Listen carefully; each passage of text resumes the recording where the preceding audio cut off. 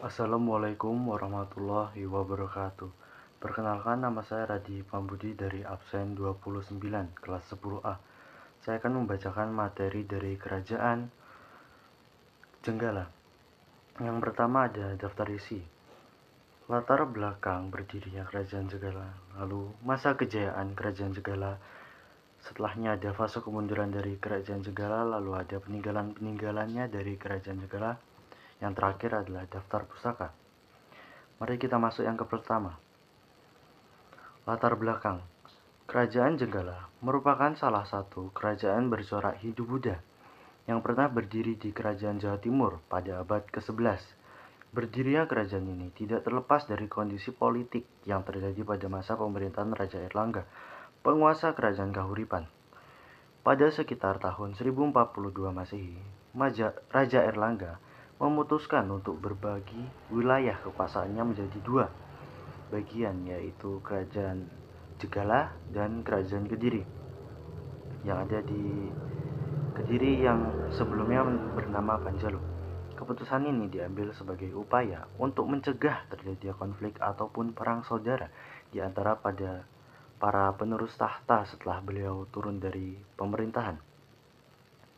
Kerajaan Jenggala diberikan kepada putra Erlangga yang bernama Mapanji Garasakan dengan pusat pemerintahan di Kahuripan, sedangkan Kerajaan Panjalu diberikan kepada Sri Samarawijaya dengan pusat di Daha. Selain faktor politik, pembagian ini juga dipengaruhi oleh keinginan Airlangga untuk menjaga stabilitas kerajaan dan memastikan wilayah kekuasaannya tetap dikelola dengan baik. Namun, meskipun bertujuan untuk menciptakan perdamaian, pembagian tersebut justru memicu persaingan antara Jenggala dan Panjalu di kemudian hari. Secara geografis, wilayah Kerajaan Jenggala terletak di sekitar daerah aliran Sungai Brantas yang saat ini mencakup wilayah Sidoarjo dan sekitar. Letak ini sangat strategis karena berada di jalur perdagangan penting sehingga mendukung perkembangan ekonomi kerajaan pada masa awal berdirinya. Ini adalah peta dari Kerajaan Jenggala dan Kerajaan Kediri. Lalu di masa kejayaan Kerajaan Jenggala terjadi pada abad ke-11 Masehi, terutama setelah pembagian wilayah oleh Raja Erlangga sekitar tahun 1045 Masehi.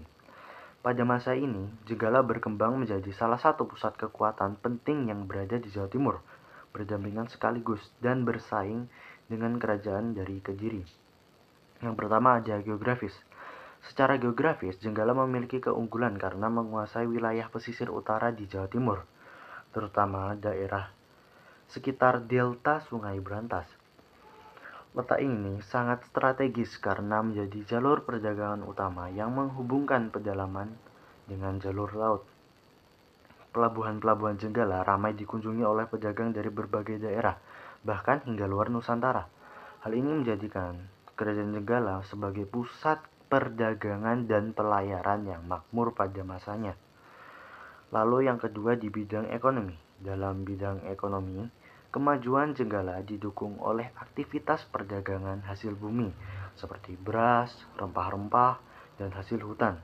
Selain itu, masyarakat juga dikenal memiliki kemampuan dalam bidang maritim, termasuk pembuatan kapal dan aktivitas pelayaran.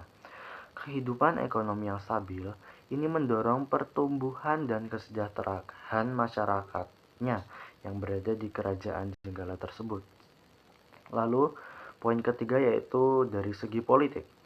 Jenggala menunjukkan kekuatan dengan mampu mempertahankan eksistensinya dalam persaingan dengan Kediri, walaupun sering terjadi konflik.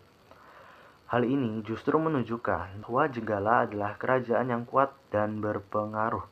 Raja-raja Jenggala berupaya menjaga stabilitas kekuasaan serta memperluas pengaruhnya di wilayah sekitarnya. Poin keempat, dalam bidang sosial dan budaya, kehidupan masyarakat Jenggala dipengaruhi oleh ajaran Hindu-Buddha. Hal ini tercermin dalam peninggalan budaya, sistem kepercayaan, serta struktur sosial yang berkembang. Walaupun tidak sebanyak Kediri dalam hal sastra, Jenggala tetap memiliki peran dalam perkembangan dan budaya Jawa kuno. Lanjut, yaitu adalah daftar penguasa. Yang pertama adalah Erlangga, raja besar yang membagi kerajaannya menjadi dua, yaitu Jenggala dan Panjalu yang ada di Kediri sekitar tahun 1045 Masehi.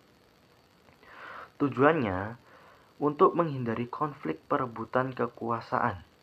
Ia menjadi tokoh penting dari awal berdirinya Kerajaan Jenggala.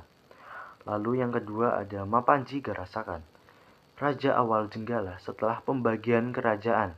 Diperkirakan Mapanji Garasakan memerintah sekitar abad ke-11, dikenal dari beberapa prasasti peninggalannya. Lanjut ada Mapanji Alanjo Ahyes. Ia termasuk raja penerus dari Kerajaan Jenggala yang awal. Masa pemerintahannya menunjukkan bahwa Jenggala masih eksis sebagai kerajaan mandiri setelah terpisah dari Panjalu yang di Kediri.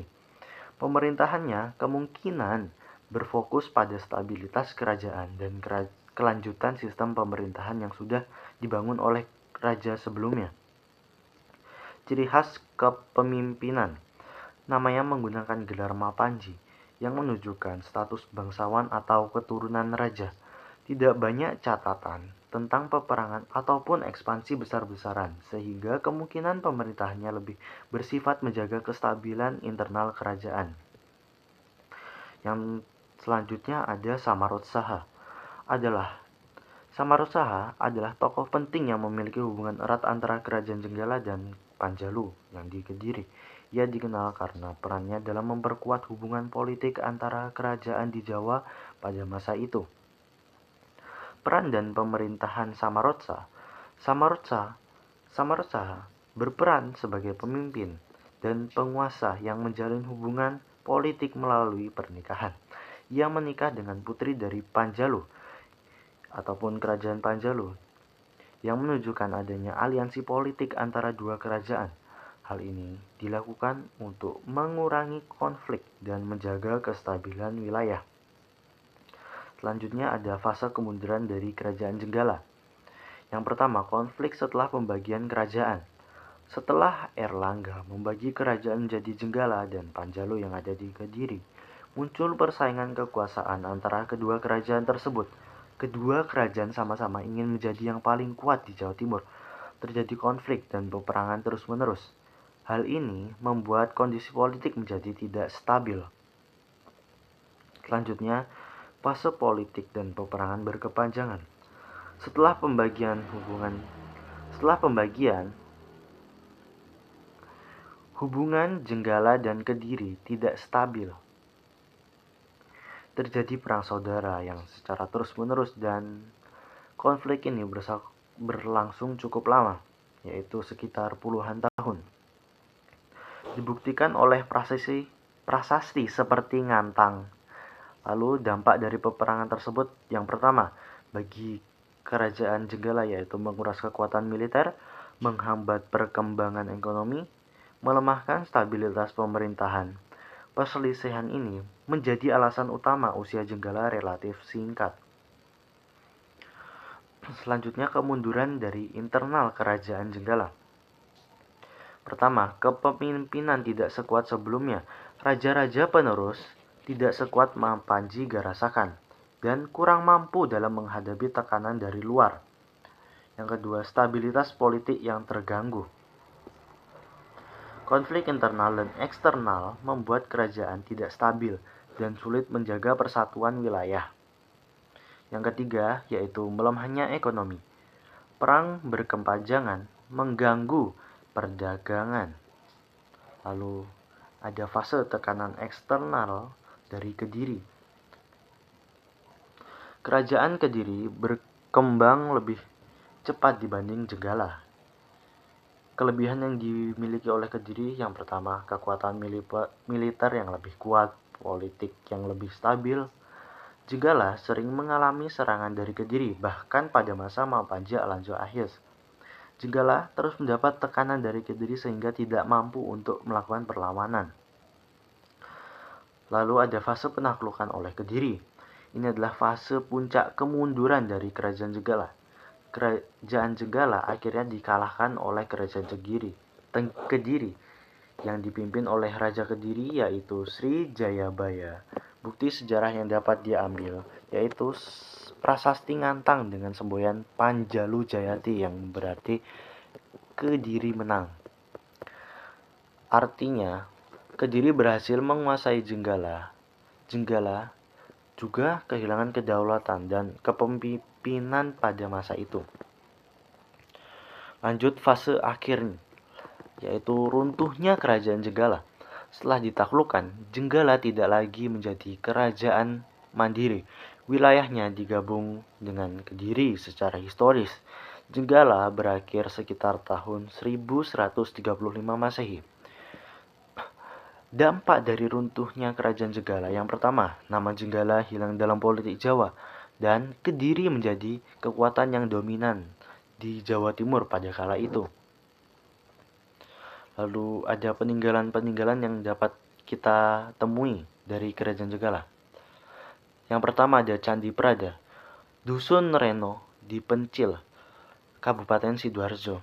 Candi Prada berada di Dusun Reno, Pencil, Kabupaten Sidoarjo. Tetapi sayang sekali candi tersebut telah dirusak oleh penduduk di sekitar tahun 1965. Sangat disayangkan peninggalan Candi Prada ini sudah tidak ada karena rusak. Berikut adalah gambarnya.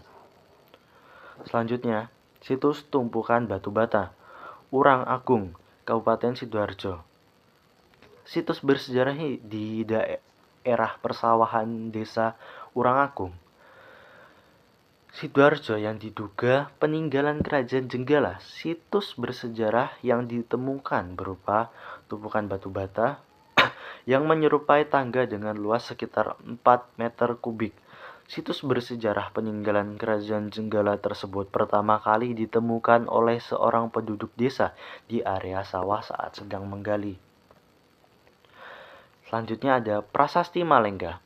Prasasti Malengga merupakan prasasti yang berangka tahun 974 Saka atau 1052 Masehi. Prasasti Malengga ditemukan di desa Banja Arum, Ranggel, Tuban. Prasasti ini dikeluarkan oleh Raja Sri Maharaja Papanji Garasakan. Prasasti Malengga memiliki bentuk berupa 7 lempeng tembaga. Prasasti Malengga saat ini merupakan salinan dan bukan bentuk dari aslinya. Memiliki angka tahun 1258 Saka. Prasasti Malengga mengisahkan tentang pemberian anugerah status Sima kepada desa Malengga. Pemberian status ini dikarenakan penduduk desa tersebut telah membantu raja saat melawan musuhnya yakni Aji Linggajaya saat ini.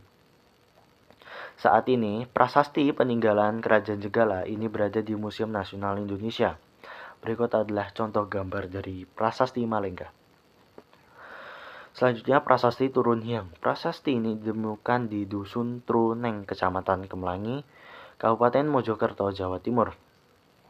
Prasasti ini menceritakan raja-raja dari Kerajaan Jenggala setelah adanya pembagian wilayah yakni Mapanji Garasakan. Prasasti ini merupakan sebuah piagam pengesahan anugerah yang diberikan oleh Mapanji Garasakan kepada penduduk Turun Hyang pada tahun 1044. Penduduk Turun Hyang telah setia mendampingi dan membantu Kerajaan Jenggala saat melawan Kerajaan Kediri.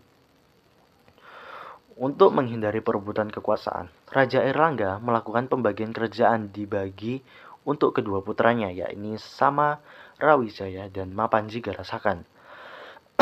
Sayangnya, pembagian kerajaan ini terkesan sia-sia karena kedua putranya tetap saja berebut kekuasaan. Samarawijaya merupakan anak Raja Airlangga dari putri Dharmawangsa. Teguh karena dinamanya tersekat nama Teguh. Sedangkan Mapanji Garasakan merupakan anak dari istri keduanya. Dugaan Raja Airlangga memiliki 2 istri berdasarkan atas penemuan 2 patung wanita pada candi belahan yang ada di lereng Gunung Pananggungan. Ini adalah contoh dari prasasti Turun Hyang. Lanjutnya Prasasti Garaman. Prasasti Garaman merupakan salah satu peninggalan dari Kerajaan Jenggala yang dikeluarkan oleh Mapanji Garasakan, Raja Jenggala yang memiliki gelar Sri Maharaja Rakeh Hulu. Prasasti ini memiliki angka tahun 975 Saka atau 1053 Masehi. Prasasti ini menggunakan aksara serta bahasa Jawa kuno. Dan tibalah kita di penghujung, yaitu daftar pustaka. Saya mendapat daftar pustaka dari Halo Edukasi, Wikipedia, Cerita Leila, dan Sindonews. Lalu ada kompas.com dan skrip.com. Sekian dari presentasi saya. Mohon maaf atas kurang dan salah katanya. Terima kasih. Wassalamualaikum warahmatullahi wabarakatuh.